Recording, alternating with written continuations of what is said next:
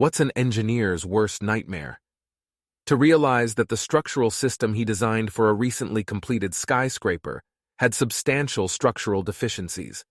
And to make matters worse, hurricane season is fast approaching, potentially causing the building to collapse, leading to the loss of thousands of lives. The Citigroup Center faced an engineering challenge as St. Peter's Lutheran Church occupied the northwest corner of the building site. The church permitted the construction of the skyscraper under the condition that a new church would be built on the same corner without any connection or columns passing through it. Structural engineer William LeMessurier overcame this challenge by positioning 4 massive columns at the center of each side of the tower, rather than at the corners. This design allowed the building to cantilever 72 feet, 22 meters, over the new church.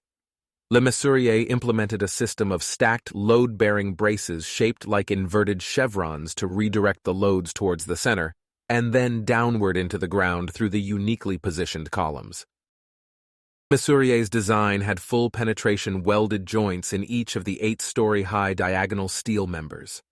Unknown to LeMessurier, during the construction of the tower, the contractors replaced welded connections with cheaper bolted joints, a potentially disastrous change. In June 1978, William LeMessurier received a call from Diane Hartley, a student, questioning the position of the 4 columns at the center of each side of the tower.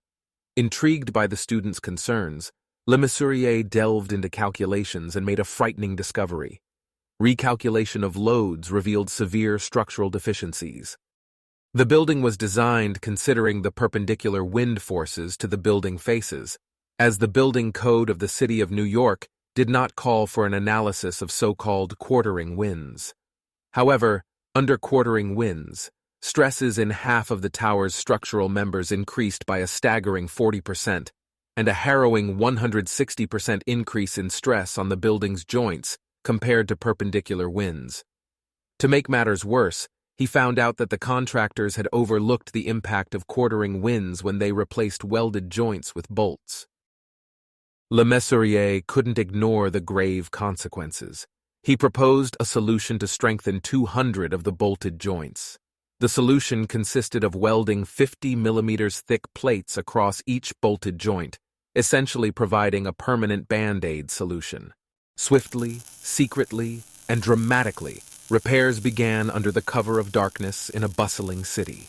The welding work was conducted discreetly under the cover of darkness, with the repairs being fully accomplished in October of 1978. This story reminds us that even grand structures face unexpected challenges, but with expertise, integrity, and swift action, nightmares can be overcome.